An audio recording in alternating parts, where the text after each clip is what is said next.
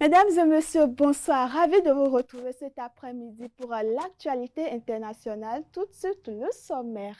Au sommet de cette édition en République démocratique du Congo, à Goma, les habitants doutent de l'efficacité de la mission de paix de l'ONU, révélant un profond décalage entre attentes sécuritaires et réalité du terrain.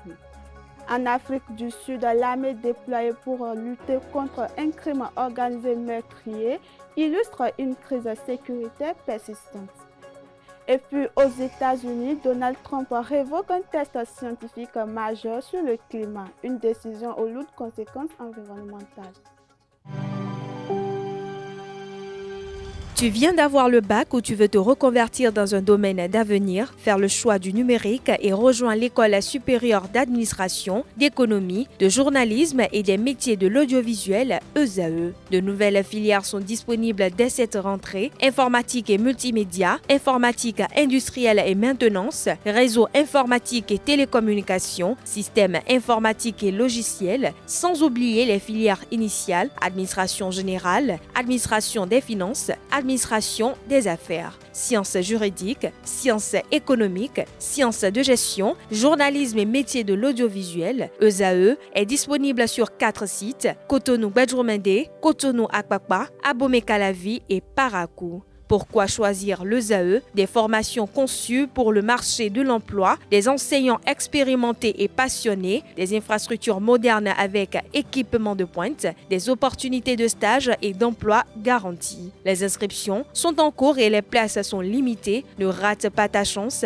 Donne vie à tes ambitions avec l'ESAE. Contacte-nous vite par appel ou par WhatsApp au 01 98 98 14 00 ou via email scolarité@esae.bj et visite notre site web www.esae.bj. Ton futur commence maintenant avec l'ESAE. Tu investis dans un avenir professionnel, concret et sécurisé. ESAE, l'excellence à un nom. Mesdames et messieurs, bonsoir et bienvenue dans cette édition. Le footballeur ghanéen Thomas Partey devra comparaître le 13 mars prochain devant un tribunal de première instance à Westminster, à Londres. L'ancien joueur d'Arsenal est visé par une plainte pour viol, une affaire qui relance le débat sur la responsabilité des figures sportives face aux accusations de violences sexuelles. Suivons ensemble. Les ennuis judiciaires se multiplient pour Thomas Partey. Une nouvelle femme accuse le milieu de terrain de Villarreal de viol, alors que le Ghanéen était déjà visé par 2 femmes pour des faits de viol et une autre pour agression sexuelle entre 2021 et 2022, des faits qu'il a toujours niés. Mais le procès dans le cadre de ces affaires a déjà été fixé au 2 novembre prochain.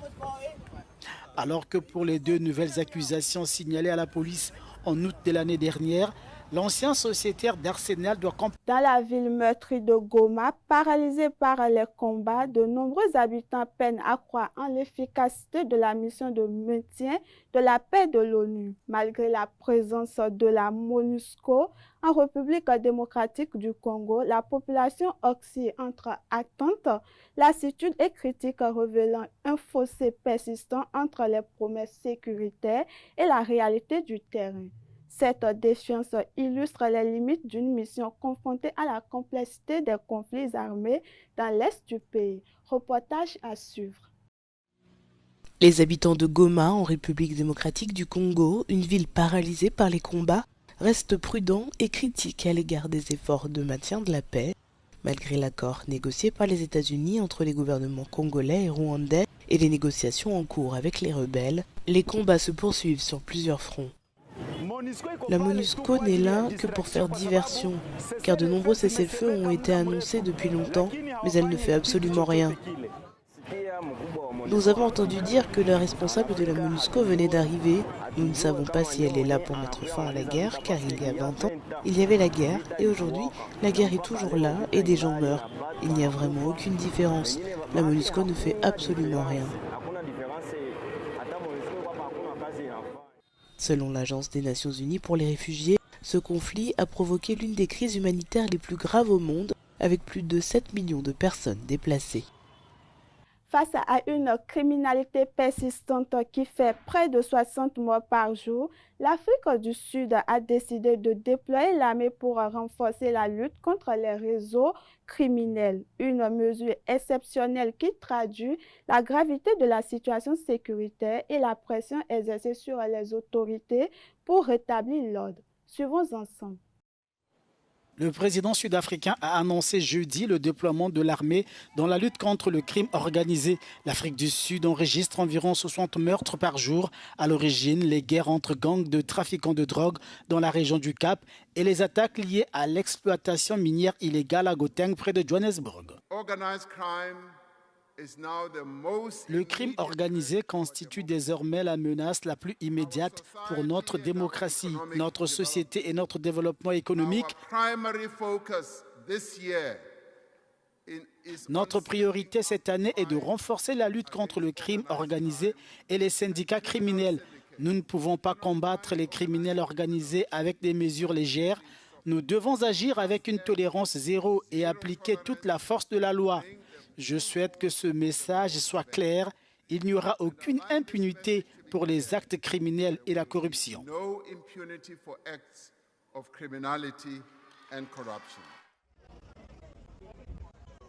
La criminalité nourrit désormais un sentiment de peur qui se propage dans la société sud-africaine, a fait savoir Cyril Ramaphosa. Au nombre de mesures promises par le président sud-africain figure le recrutement de 5500 policiers et le renforcement des services de renseignement.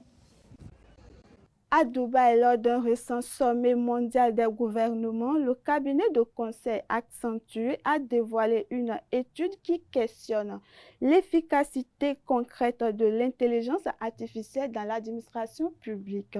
Entre promesses d'amélioration des services, autonomisation des réseaux et défis d'intégration technologique, le rapport met en lumière des transformations encore inégales selon le pays. L'enjeu reste désormais de concilier innovation, gouvernance et confiance des citoyens. Suivons ensemble. À l'occasion du sommet mondial des gouvernements à Dubaï, il y a quelques jours, le cabinet de conseil Accenture a publié une étude sur l'impact réel de l'intelligence artificielle dans le secteur public. Le constat est nuancé. Malgré la transition numérique, près de la moitié des citoyens interrogés estiment que les services ne sont pas encore à la hauteur de leurs attentes. Nous avons constaté deux écarts importants, ceux qui ont bien compris et qui sont spécifiquement implantés dans cette région par opposition aux autres. Je vais vous expliquer ce qui fait la différence chez ceux qui réussissent. La vision des dirigeants, les investissements dans les infrastructures, les programmes de souveraineté des données et les services très définis et axés non seulement sur l'automatisation des processus dont ils disposaient pour les services gouvernementaux, mais aussi sur leur réinvention. Créer une sorte de gouvernement invisible, cela permet aux citoyens de bénéficier de services fluides. Ce modèle de gouvernance invisible, très présent aux Émirats, cherche désormais à se déployer en Afrique. Mais sur le continent, la priorité reste l'infrastructure physique. Pour Xavier Anglada, la solution doit être complète, sécuriser l'accès à l'énergie et le stockage des données avant même de déployer les outils d'intelligence artificielle. Il est nécessaire d'investir dès le niveau des infrastructures et cela doit être généralisé. Et les infrastructures exigent par exemple, dans le cas de l'Afrique, que l'on constate que le manque d'électricité ne permettra pas de réaliser les investissements massifs dans les centres de données et autres capacités nécessaires.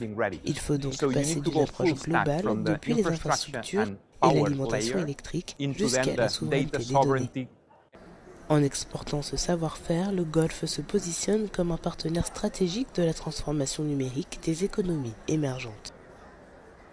Et puis, dernière actualité pour clôturer cette édition, aux États-Unis, le président Donald Trump a révoqué des conclusions scientifiques majeures adoptées en 2009 qui fondaient jusque-là l'ensemble des politiques nationales de lutte contre le changement climatique. Une décision lourde de conséquences susceptibles de redéfinir l'engagement américain face à l'urgence environnementale et d'influencer les équilibres internationaux en matière de climat.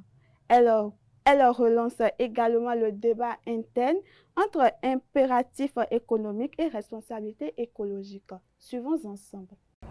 Le président américain Donald Trump annonce l'abrogation d'un texte fondateur dans la lutte contre le dérèglement climatique. Adopté en 2009, le constat de mise en danger reconnaît scientifiquement la dangerosité de 6 gaz à effet de serre pour la santé humaine et l'environnement.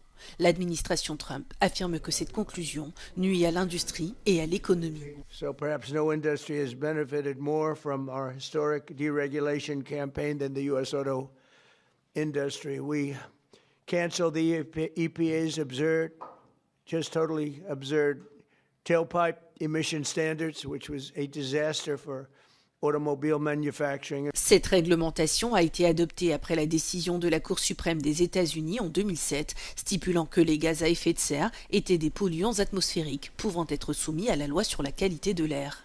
Selon les spécialistes du climat, l'annulation de cette décision compromet des décennies de progrès scientifiques et nuit à la crédibilité des institutions américaines chargées de la protection de l'environnement.